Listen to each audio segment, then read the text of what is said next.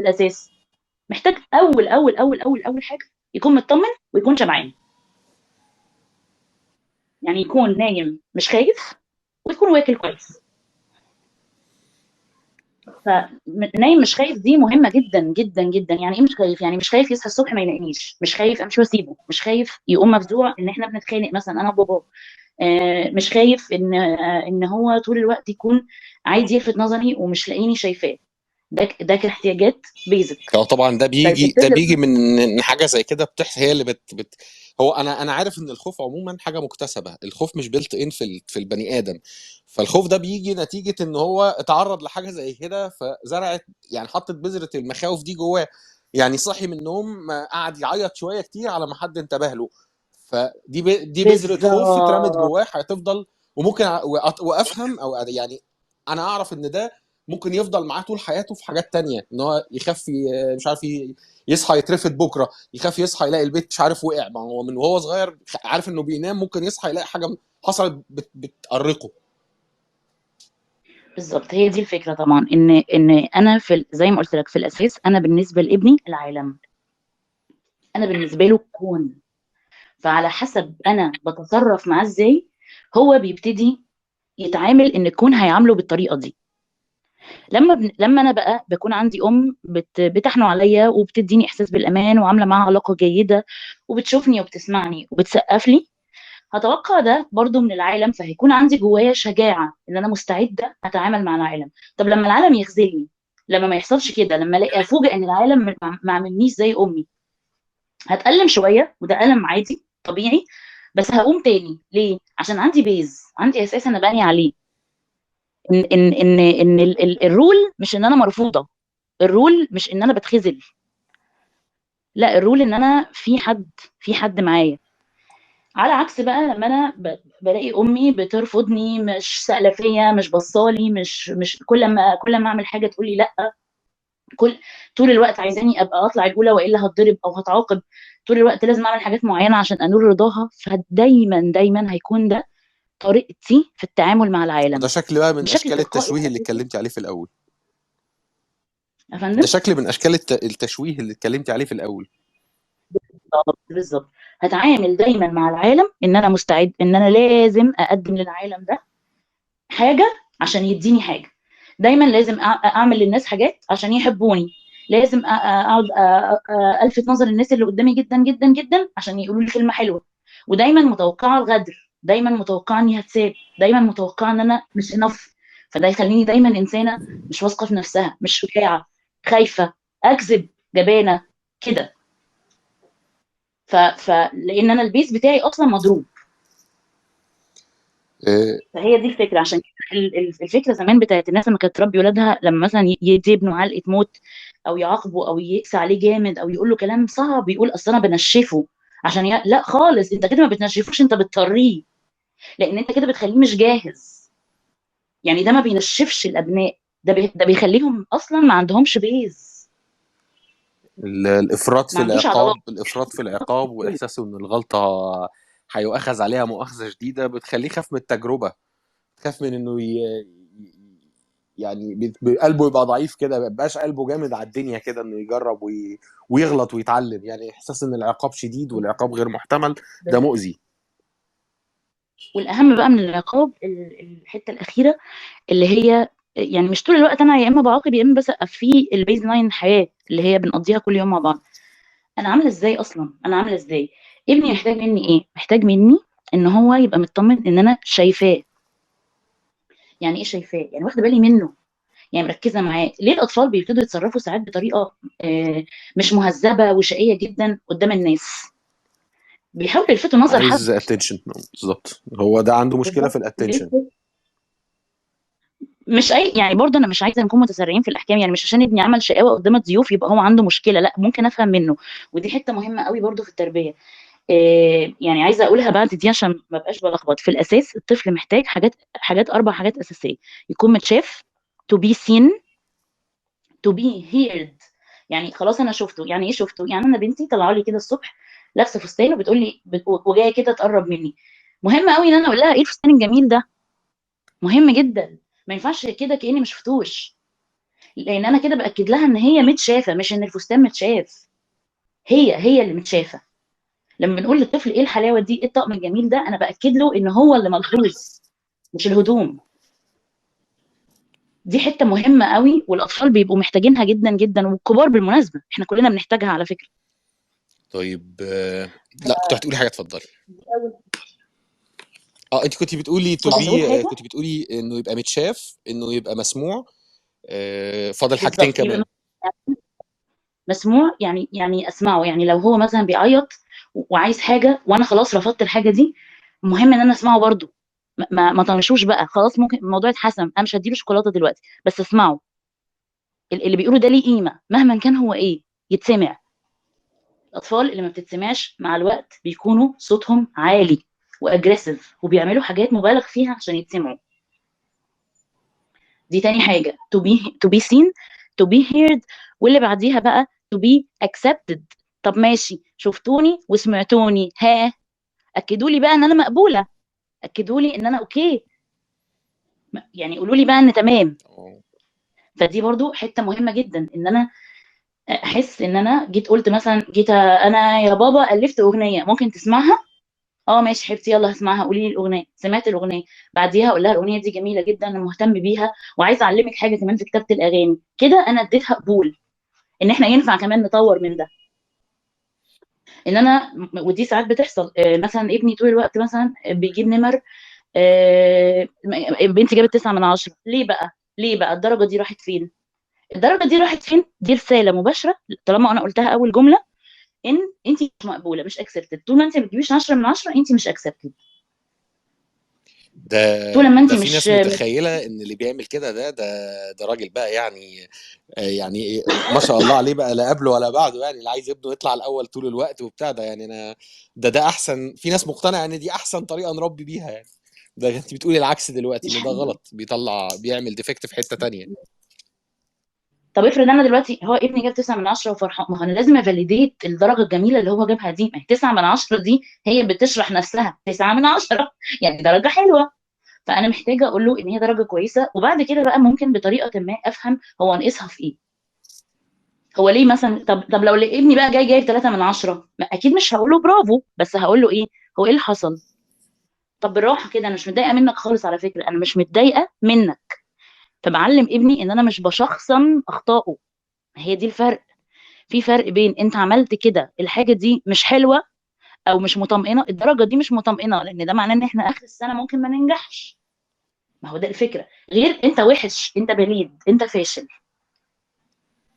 ابني كسر الفازه، انت كسرت الفازه، والفازه لما اتكسرت دي لوس كبيره قوي لينا. الفازه دي اصلا كانت غاليه، لما اتكسرت بالطريقه دي احنا ممكن نتعور. انت ليه اصلا عملت كده؟ احنا مش متعودين ان احنا نبقى اجريسيف كده، بس مش انت وحش ومعفن. فهي دي برضو حته مهمه جدا. الغلط هنقول عليه غلط على فكره، وكمان هنشرح هو ليه غلط. والحاجه الحلوه هنقول ان هي حلوه. بس الاثنين behaviors، الاثنين نتائج، الاثنين مش الطفل. طيب بيتسمع، يتشاف، يتقبل، أربعة إيه؟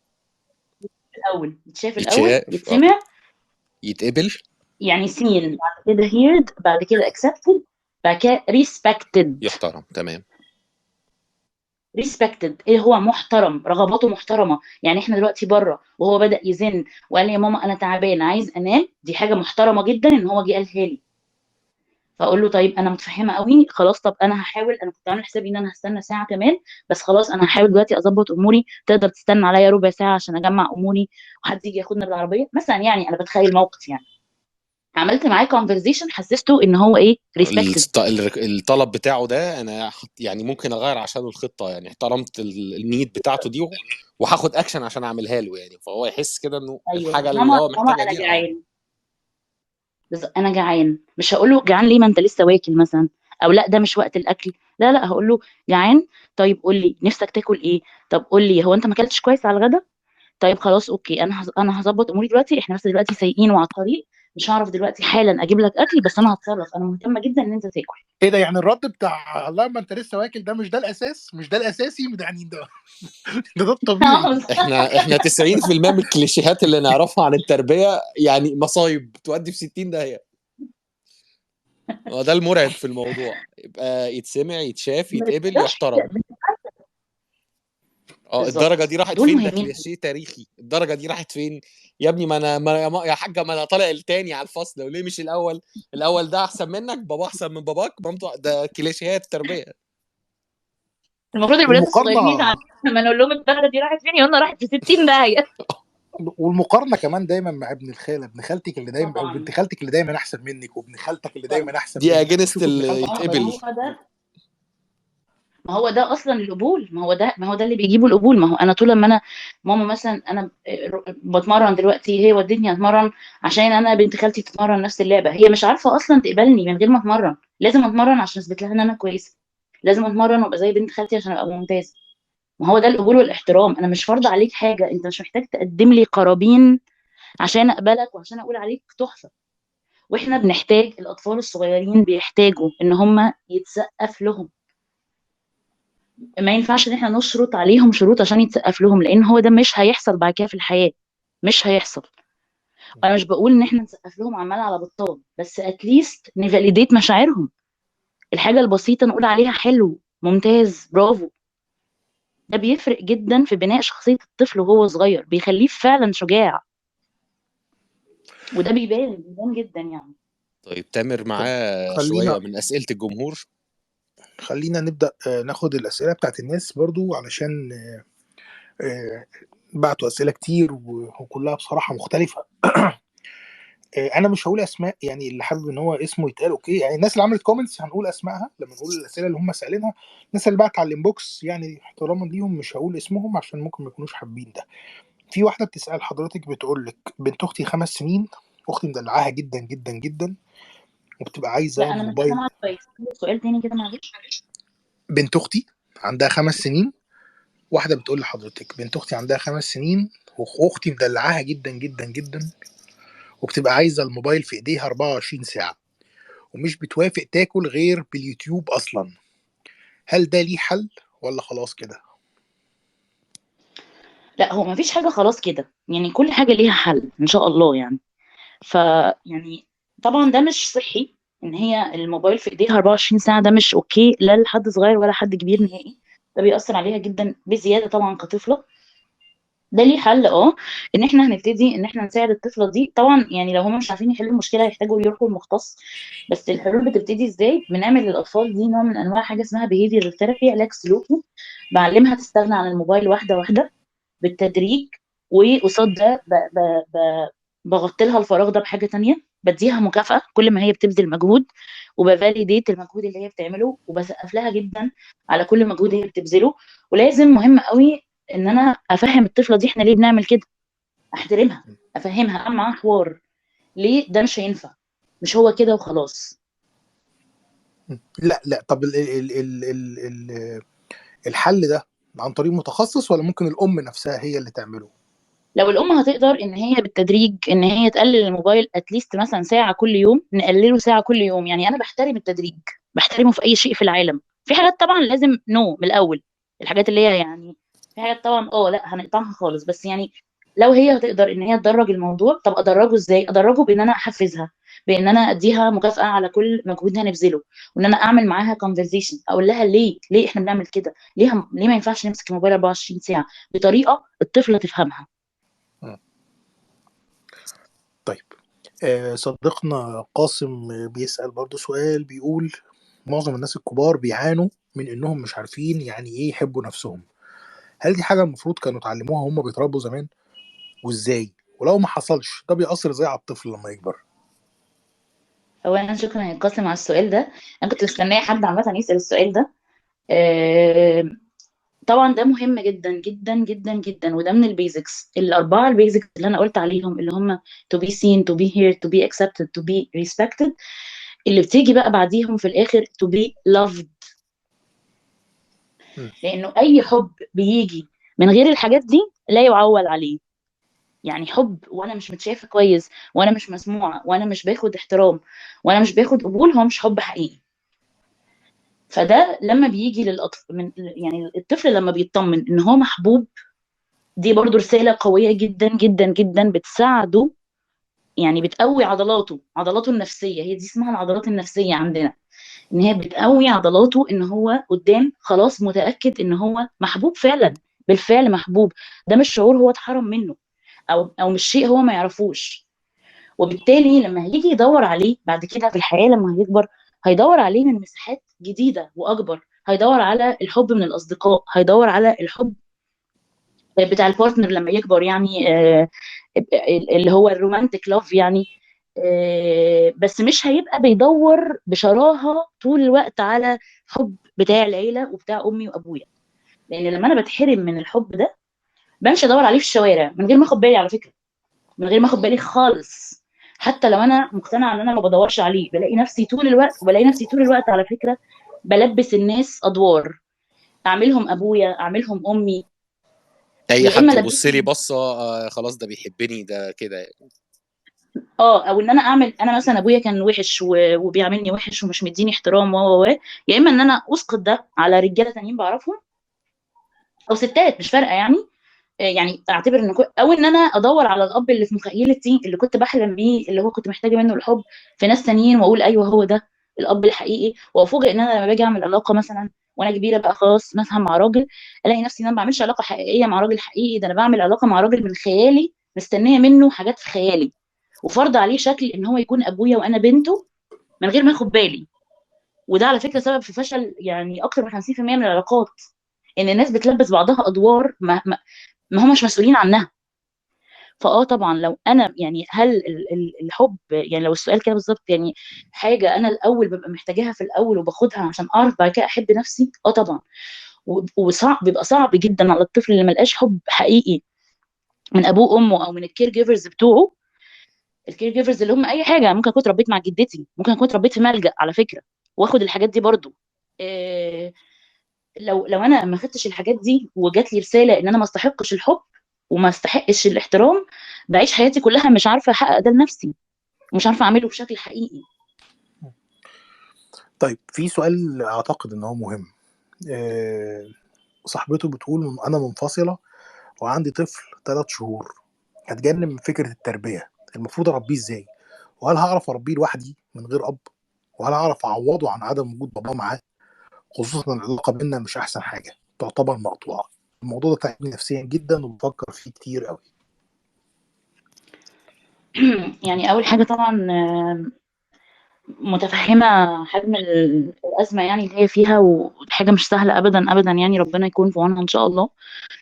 آه، يعني طبعا في موقف زي ده انا معرفش ايه طبيعه حجم الجاب اللي الاب هيكون فيها، وهو قد ايه هيكون مش موجود. بس مهم جدا في بشكل عام بقى، لو بنتكلم على الانفصال، ان احنا برضو نبعد عن ان احنا نشخص يعني علاقه الاولاد بابوهم او بامهم علاقه منفصله تماما وكليه عن علاقه الشخصين المتطلقين. يعني مهما كنا عاملين في بعض، مهم قوي ان الولاد يطلعوا بره الحسبه دي خالص. انا عارفه انها حاجه صعبه وتكاد تكون مستحيله في بعض الحالات اللي بيكون فيها بقى اهانه لا، وكده. وعايزه الطرفين كمان يكونوا على نفس الدرجه من الوعي والنضج، اللي ممكن ام بالظبط تكون كده والاب يقول لك لا انا مش، انا بايع، انا ماليش، ده مش عايز. حد بالظبط انا بيصلح عارفه. وحد بيبوظ. بس نحاول اب تو ان انا ساعات مثلا فعلا ممكن تجيلي واحده في العياده مثلا عندها ابن وابوهم مطلقها يعني، وبقاله سنه مثلا بيسالش على ابنه، بس ابنها مثلا كبير يعني عنده 10 سنين ولا حاجه، وانا بقول لها ايوه خلي ابنك يكلم ابوه في التليفون حتى لو ابوه ما بيسالش فيه. يعني مهم ده على الاقل احنا نعمل الجزء اللي علينا. والعكس طبعا لو الاولاد مع ابوهم وامهم ما بتسالش فيهم، النموذج ده موجود برضو على فكره. ف يعني مهم جدا ان احنا نحاول نعمل ده قدر المستطاع، قدر المستطاع. احنا بنعمل اللي علينا، احنا بني ادمين في النهايه. افرض ما قدرتش خالص والراجل اختفى، ولا ما نعرفش هو فين اساسا، ولا بتحصل، هنعمل ايه؟ خلاص.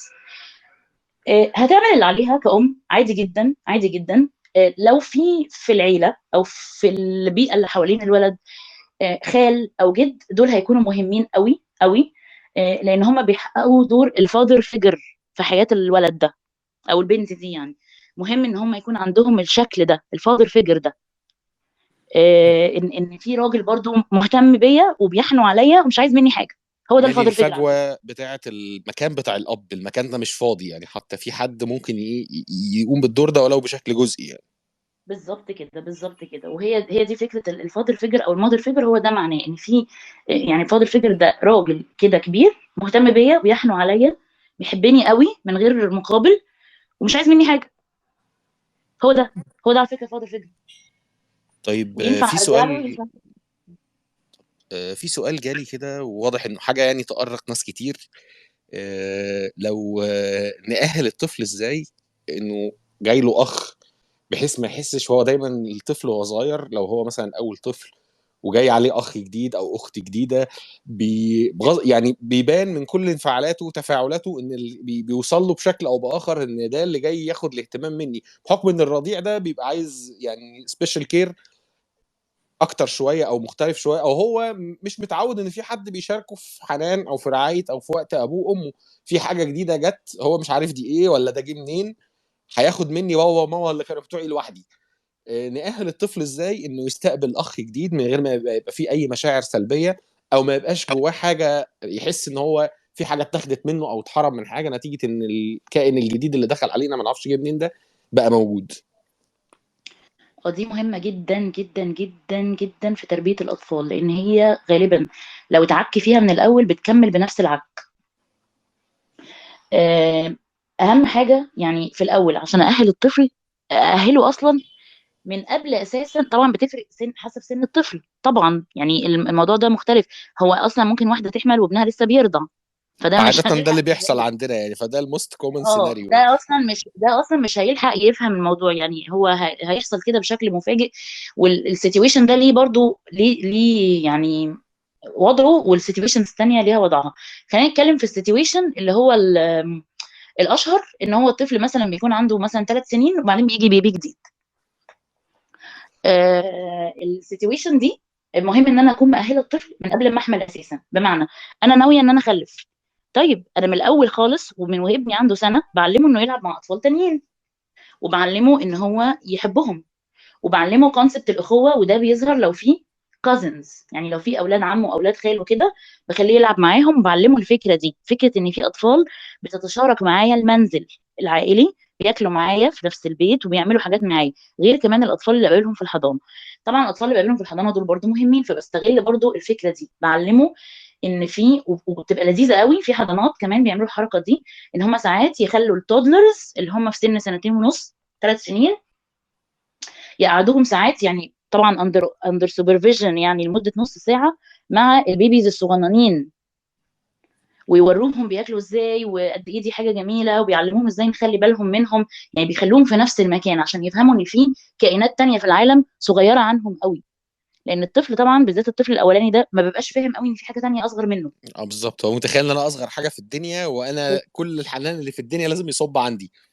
بالظبط. ولو تلاحظ كمان، معرفش يعني، بس ناس كتير بتلاحظ القصه دي، ان عاده الاطفال اللي هم بالذات اول بيبي يتعلقوا قوي بيحبوا آه، المراهقين، او الاطفال اللي هم مثلا 6 7 سنين. ليه؟ عشان بيحسوا ان هم مش ضخمين كده ومش كبار زي الناس الكبيره، وبرضه مش ستيل قدهم. اطفال، بس ستيل اطفال ايوه، يعني. بيحسوا ان هم اطفال حاجه كبار في النص. شويه. بالظبط كده، بالظبط. فمن الاول اساسا التاهيل ده بيبقى مش ساعه ما احمل ابتدي اقول له، لا، انا من قبلها اصلا بعلمه مفهوم المشاركه، مفهوم ان في طفل. واحنا بنخاف من ايه اصلا لما بيجي طفل جديد؟ ان الطفل فجاه بيحس ان هو اتاخد منه كل الاتنشن، وان هو في حد تاني بيشاركه كل حاجه. طب اعمل ايه فيها دي من البدايه بقى؟ اكون زارعه فيه ان احنا ينفع نشارك لعبنا مع حد، ان احنا ينفع نتشارك الاهتمام مع حد، ان مش لازم طول الوقت الاتنشن يبقى عليه هو بس، ينفع جدا يتقسم مع اطفال تانيين. دي حاجه مهمه ما بناخدش بالنا منها كتير، فتيجي الامهات تتزنق مجرد ما حملت، يا نهار ابيض هاهله ازاي. وساعات طبعا لما بتولد، يعني في ناس ما بتاخدش بالها وهي حامل يعني. فدي حاجه مهمه. الحاجه الثانيه بقى، ان انا في حاجات بقى بتبقى زي ان انا مثلا وانا حامل، لو الطفل عنده 3 4 سنين ده يبتدي يستوعب انا بقول ايه يعني. ابتدي اقول له انا هجيب بيبي واوري له صور بيبيهات صغيره، اجيب مثلا دميه صغيره اوري له ازاي هي مسكينه ما بتعرفش تعمل حاجه لسه لنفسها، وببتدي اهله ان هو هيكون شريكي في الرحله دي. يعني ايه؟ يعني هو هيساعدني. دي جميله جدا وبتفرق جدا مع الاطفال، لان هي لما بديهم ريسبونسبيلتي ده بيخليه يحس انه كبير بطريقه ايجابيه، مش ان هو كبير بطريقه سلبيه. يعني ايه كبير بطريقه سلبيه؟ يعني انت كبير مش مهم تاكل دلوقتي، انت كبير عادي لو عيطت، انت كبير مش لازم نفضل كلنا جنبك. لا، دي اه كبير يعني سلبيه.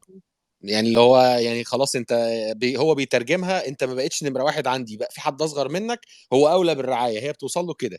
بالظبط، ومعناها ان انا مش عايزه ابقى كبير، خلاص انا مش عايزه ابقى كبير. انا ما اخترتش ابقى كبير، انتوا اللي جبتوه، انا ما لا اعرفش، انا مالي. وساعات انا كنت ساعات مبسوط، انا ما كنتش زعلان. ولا وبيبقى ليها بقى ترجمه وحشه كمان بعد كده، انا مش عايزه ابقى كبير، والكبران ده حاجه وحشه، والمسؤوليه دي حاجه سيئه، وانا بكره اكون مسؤول وكبير. وبيصب وده برضو جزء من الكراهيه دي على اخوه اللي جه خد منه الاتنشن وخلاه كبير بعد ما هو جه، ما هو ده السبب. بالظبط، فلا عايزين كبير الايجابيه، يعني ايه؟ انت كبير هتساعدني، انت كبير هتمسك معايا الهدوم، انت كبير هتطبطب عليه لما يخاف، انت كبير هتعلمه ازاي يتكلم كده. حاجه تانية بقى مهمه جدا جدا جدا، طبيعي جدا جدا جدا ان الطفل يغير من الطفل التاني، ده بيزك، بيزك. والغيره دي ما هياش كراهيه، هي غيره انسانيه، ده لو ما غيرش يبقى في مشكله.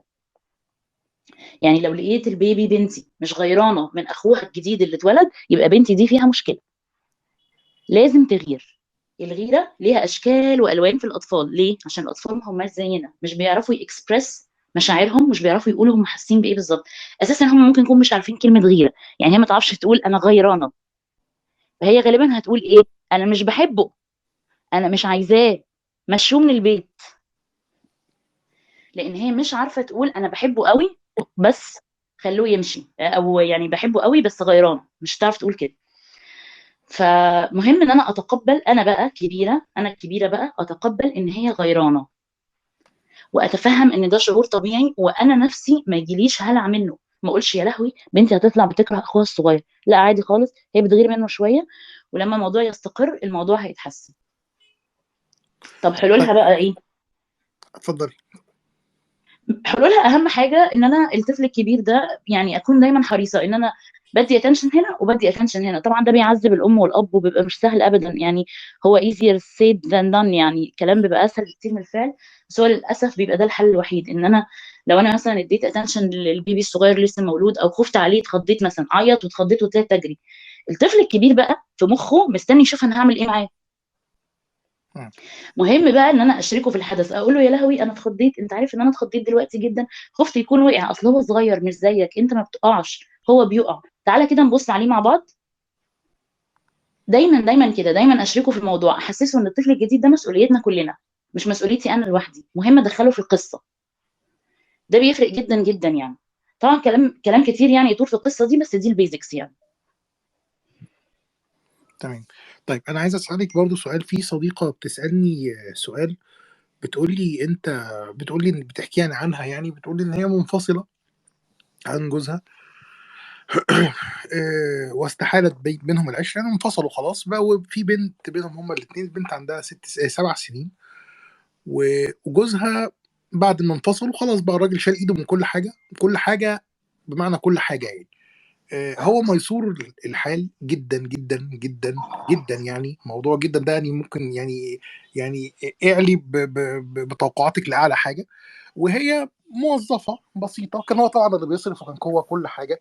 لما انفصلوا عن بعض اتفقوا اتفاق ضمني خلاص ان البنت عندك اسبوع وعندي اسبوع. البنت كانت مرتبطه جدا جدا بوالدتها، بترجع من عند والدها في الاسبوع اللي بتقعدوا عنده مبهوره من كميه الابهار البصري واللعب والفسح والكذا والكذا والكذا اللي هو بيعمله لها. ما تعرفيش بقى هو بيعمله لها بقى عشان بس يغيظ والدتها، ولا علشان احساسه يعني بالابوه المفرطه يعني. بس ده ما كانش بيحصل اثناء ما كانوا عايشين كلهم مع بعض يعني اساسا، فهو الاغلب ان هو بيتعمل كنوع من الكيد يعني. فبدات تحس ان بنتها نفسيا بقت بعيد عنها. يبقى مثلا جايه لها مثلا يوم السبت، فالبنت تتعمد تتاخر. طب معلش انا هاجي لك بكره. يا بنتي ما انت اسبوع عندي واسبوع عنده. لا لا لا انا هاجي لك بكره. البنت اللي عندها 7 سنين بتتكلم بالجرأه دي وبالقوه دي. فبتقول لي انا حسيت ان انا ان البنت بتروح وما بقتش عارفه اعمل ايه، وحاسه ان انا داخله في معركه انا مش خسرانه فيه، انا مش كسبانه فيها اي حاجه، مش هعرف اكسب فيها، انا داخله قدام حوت يعني.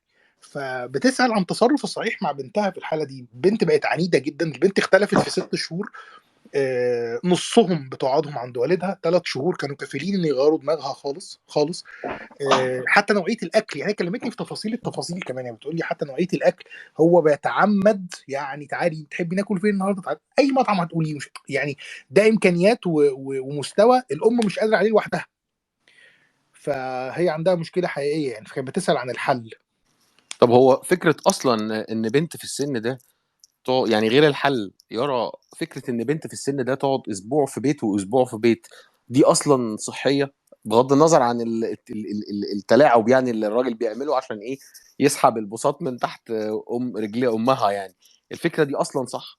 بخلاف يعني الست تعمل ايه يعني عشان تعوض ده؟ هو هي برضه عشان انا عارف التفاصيل دي شويه، هي الام مرتبطه جدا جدا بالبنت، وكان الاب عايز ياخد البنت خالص اساسا، وهدد ان هو يعمل ده بمحكمه، وان المحكمه هتحكم له لان مستوى الام لا يعني مش هيتكفل بمصاريف مدرسه البنت وكذا وكذا وكذا، وعايز ان هو ياخدها عنده، وكان واثق يعني من حكم المحكمه لصالحه. فيعني بعد توسطات وتدخلات من ناس مشتركين، وفي الاخر ماشي يلا، ها هو قبل بالحل ده اللي هو كده يعني، والام كده ولا كده مغصوبه على امرها يعني، ويا اما كده يا اما مش شوف بنتي خالص اللي انا متعلقه بيها، يعني هي بعد كده مش مخلفه غيرها، وبالنسبه لها هي الدنيا يعني.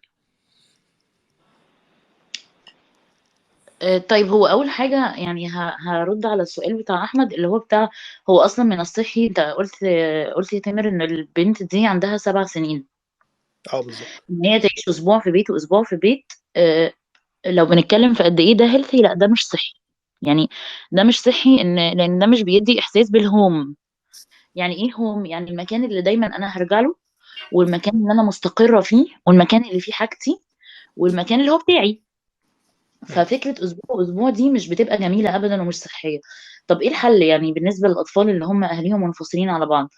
الحل بيبقى ساعات لو الدنيا جميلة يعني، وإحنا الاتنين متفقين إن إحنا متمسكين بوجود الطفل يعني ما بيننا. هو إن عادة الطفل بيقضي الوقت في بيت منهم، والويكند بيقضيه في بيت تاني. وبعدين ساعات أهالي كتير جدا، ودي أنا شفتها، بيتفقوا إن أجازة الصيف بتتقضى عند حد. مم. يعني تبقى بالشهور مش بالاسبوع. بالاسبوع دي صعبه جدا، صعبه جدا، خاصه لما الطفل بيبقى ليه روتين. يعني ده بيمنع فكره الروتين بقى يعني. المدرسه اكيد الاسبوع اللي هي بتقضيه عند مامتها مثلا بتروح مثلا ممكن بالباص، طب الاسبوع اللي بتقضيه عند باباها بتروح بعربيه تانية. مفيش روتين، مفيش استقرار يعني. مم. فدي مش بتبقى اصلا فكره صحيه.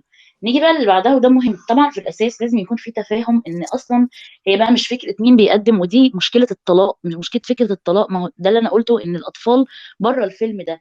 الطفل مهم ان هو يكون بيتقدم له رعايه متزنه. يعني لو هو الاب فعلا مهتم ان هو يكون بياكلها في احسن اكل وبيعمل لها احسن حاجات، ده يكون بيتقدم لها حتى وهي عند مامتها. والعكس صحيح. طب لو هو مش عايز يعمل ده بقصد ان هو يغيظ مامتها، دي قصه تانية طبعا. ده احنا قدام مشكله، اساسا قدام مشكله. طب نحد ازاي بقى من المشكله دي عشان البنت ما تتاثرش قد ما نقدر؟ سن 7 سنين ده ينفع جدا ان احنا نتكلم معاه. فهي ينفع جدا انها تبدا تتكلم مع بنتها وتقول لها انت ليه لما بتكوني عند بابا مش بتحبي ترجعي؟ ايه اللي بيكون مضايقك؟ طب قولي لي تحبي اقدم لك ايه؟ وتتكلم معاها زي ما بتتكلم مع الناس الكبيره، بدون طبعا تجريح في ابوها. يعني ايه؟ انا ماديا ما اقدرش اعمل ده. المطاعم اللي انت تروحي تاكلي فيها مع بابا وكذا كذا دي مكلفه. انا ما اقدرش اعمل ده كل يوم، بس انا لو عندي فلوس اكتر شويه هقدر اعمل ده. وساعات لما الطفل بيكبر الام يعني ينفع جدا ان هي تشارك الابن على فكره هي مثلا بتقبض قد ايه وكده يعني، بس طبعا تعلمه البرايفسي وان هو ما يكونش بيروح يقول الكلام ده لحد وكده. فابتدي اقول لها على فكره انا مثلا بقبض كذا، تفتكري نقسمهم ازاي على الاسبوع؟ تفتكري نقسمهم ازاي على الشهر؟ فالبنت تبدا تحس انها شريكه في ده. واقول لها وانت لما بتكوني معايا انا ببقى مهتمه اعمل عشانك حاجات، انا ببقى مهتمه كذا، وقولي لي تفتكري في حاجات انا اقدر اعملها وما بعملهاش، علميني يمكن انا مش عارفه. ده هيفرق جدا لو هي عملت معاها الكونفرزيشن دي. لكن طبعا الوضع ده في منتهى عدم الاتزان للبنت يعني، ده مش صحي، والبنت كده هتتلخبط جامد يعني. مم. تمام. طيب عايز اقول حاجه. طيب معايا سؤال بس عايز انوه على حاجه بعد السؤال ده.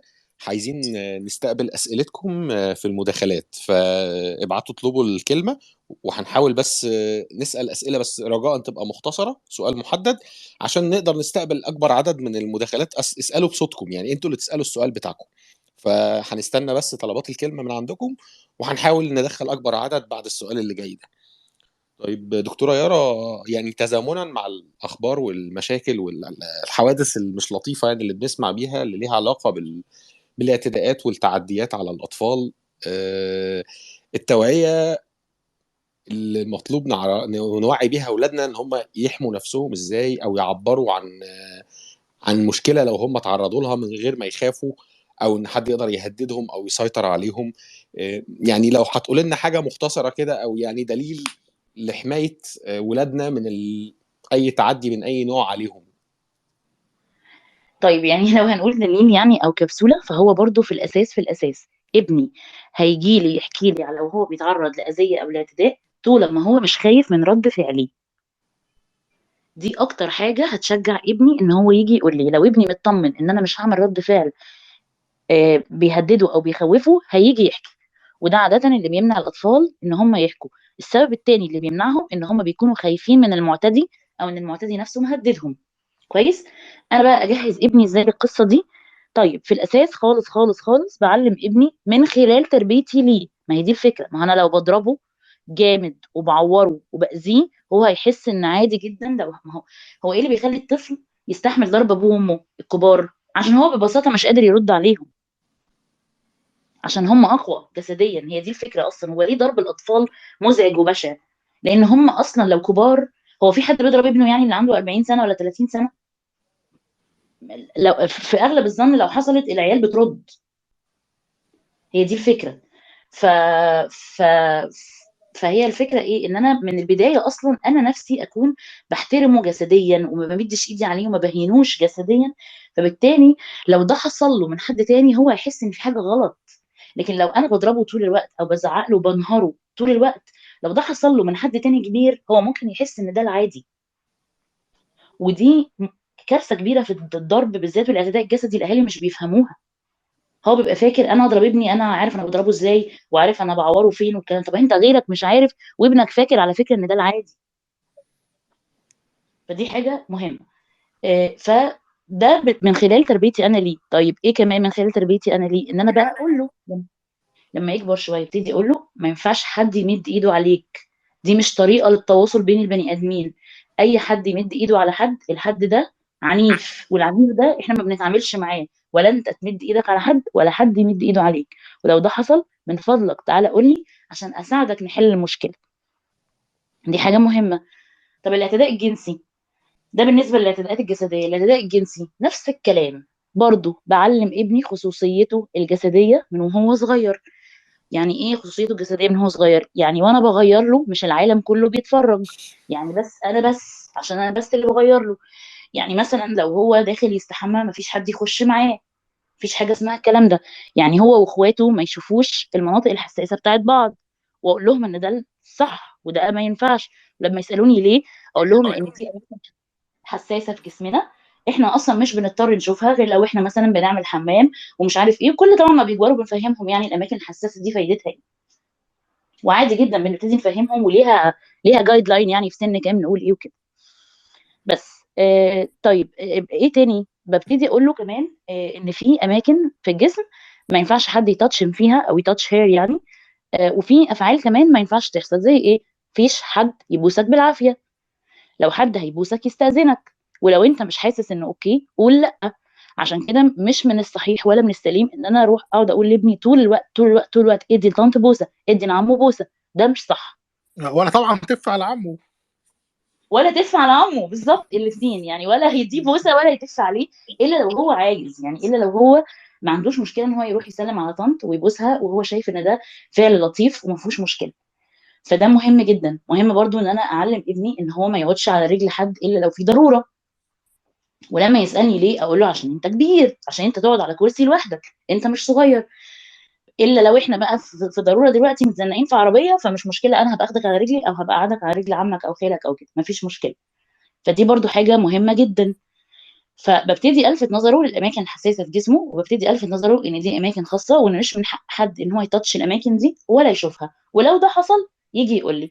وساعتها افهمه ليه هيقول لي. اقول له تقول لي عشان افهم المشكله، افهم ليه الحد ده طلب منك الطلب ده. انا عايزه اساعدك، عايزه ابقى معاك، ما تخافش. طيب لو حصل بقى وابني جه حكى لي، طبعا دي بتبقى كارثه على الام او على الاب، حاجه مرعبه. لو ابني عنده مثلا 4 5 سنين جه قال لي حاجه زي كده، جه قال لي يا ماما انا في واحد جارنا كده كل مره بيلعب معايا لعبه معينه وبيعمل كذا كذا كذا كذا كذا. طبعا في العادي الامهات والابهات بيجننوا خالص وبيقعدوا يعيطوا وبتحصل لهم كارثه يعني. طيب انا في الاساس مهم ان انا اتماسك، ولو حسيت ان انا هفقد اعصابي او ان انا هبدا ازعل او كده اقول له ان اللي حصل ده حاجه تزعل جدا علشانه وانا زعلانه قوي عشان كده انا متاثره، وان انا عايزه اهدى شويه عشان افكر معاه في حل مناسب. بس بطمنه وباخده في حضني وبساله انت جيت قلت لي ليه؟ طب انت حاسس بايه؟ ما اقولوش بقى هنسال الاسئله بتاعت مين وامتى وفين والساعه كام، دي مهمه بس مش دي اهم اسئله في اللحظه دي. مهم قوي قوي قوي اساله انت ليه بتقول لي دلوقتي، لان غالبا في حاجه حصلت خلته جه يقول لي. فمهم وطبعا ده اللي قوي ان بيبقى انا وراه مصايب كتير زي ما كلنا بنسمع وعارفين يعني. بالظبط بالظبط. لكن لما ببدا افريك اوت واقول له مين وازاي وعمل ايه، وساعات طبعا الاطفال بتتخض لما الامهات بتركز قوي عمل كذا طب وصل لكذا طب مش عارف ايه، فالعيال بتخاف فما بتقولش. لا وكمان بيكونوا متهددين مثلا من طرف ثالث، طبعا فعارف لو قلت انا هعمل كاكيك كذا ومش عارف ايه. بالظبط. اقول له بقى طب انت ايه بتقول لي دلوقتي؟ طب ايه اللي حصل؟ طب ممكن تحكي لي ليه انت بتشاركني؟ انا فرحانه جدا انك جاي تقول لي، انا حاسه ان احنا اصحاب، انا حاسه ان انت بتثق فيا. مهم قوي ان انا اوصل له ان ده وصل لي. طبعا ربنا ما يكتبهاش على حد يعني، بس طبعا لو حصلت لازم نكون جاهزين هنعمل ايه. طيب خلينا ناخد يسر